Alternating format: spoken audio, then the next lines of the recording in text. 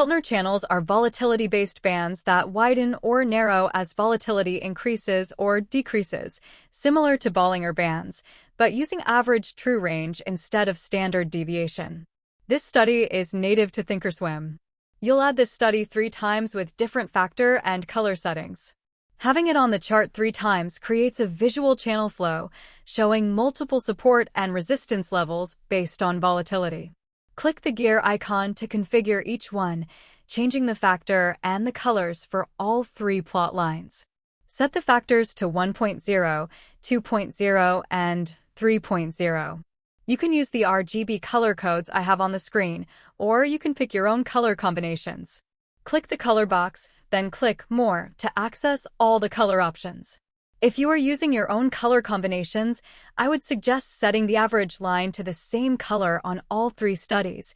This keeps the average line color consistent, avoiding any unexpected color blending.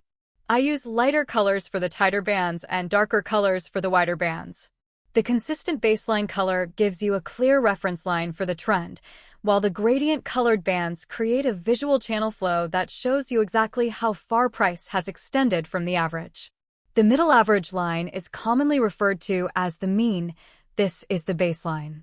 When price trades within the 1.0 bands, that's normal range-bound movement. When it reaches the 2.0 bands, it's extending into a stronger move. When it touches the 3.0 bands, that's a significant extension. Price has moved beyond typical volatility ranges. Be on the lookout for a potential price reversal returning back to the mean. That covers this study. When you're ready to add it to your charts, my TOS Chart Styles video is where you want to go.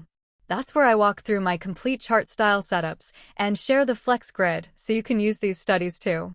If you found this helpful, share with your friends, hit the like button and subscribe. Thanks for watching.